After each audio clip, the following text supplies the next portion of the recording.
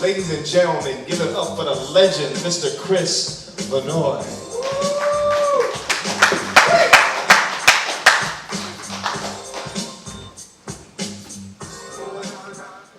I breathe my body electric. I breathe my body electric where cities hum with scattered light from a million curtained windows as half the globe passes from day to night. Our times are filled with inconsistencies. They are miniaturized. Our vital components have become interchangeable. Space is cluttered with debris. Communication is globally instant. Cell phones ring at inappropriate times. Emails will leave us with no lasting marks for the anthropologist to decipher. I am crossing a millennium already encased in my time. At the beginning of the atomic age, I have grown nuclear. My future is now. I bow beneath the weight of technology. It drags me behind the spinning polymer wheel constructed of silicone and internet connections as a new past hurries by me with alien signs of change.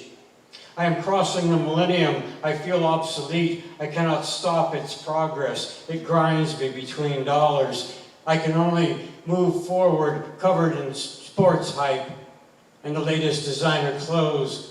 Time compresses me into smaller and smaller bites, gobbles me up in corporate mergers that plow the field under for the bottom line. They will feed me genetically altered food as they slowly starve the third world.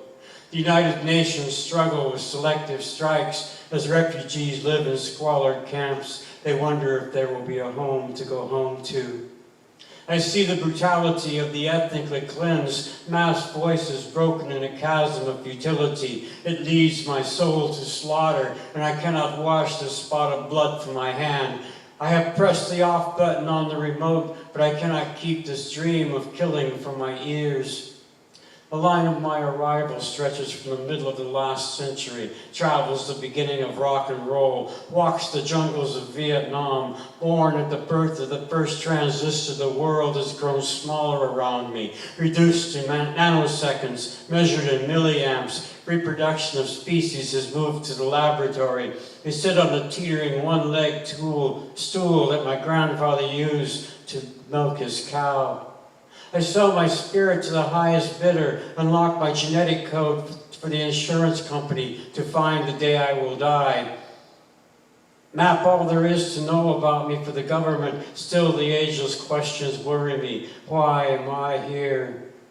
I breathe my body electric and it groans. I sigh digitally, look through shaded plastic, cover my ears with foam sound. I have been seatbelted in climate-controlled comfort, encased in steel that has been welded with robotic arms. My fingers have reached into the outerness of space.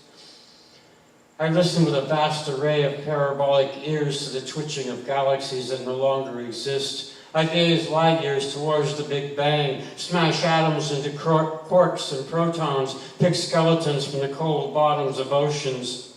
I am crossing the millennium of jihad, of second coming, of hopeless intervention, carving my legacy into the flesh of the unborn. Here will be the end of my life in this century that opens before me.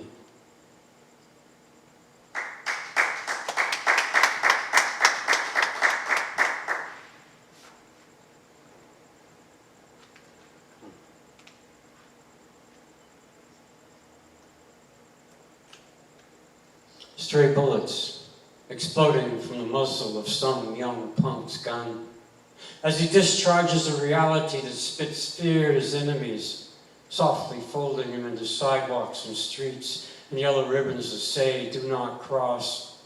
Stray bullets only go one way, carry no apologies, feel no remorse, know only the law, ballistic, stop when they can go no further.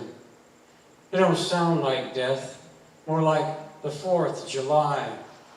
The baby just stopped crying, that's all. That's all. Stray bullets.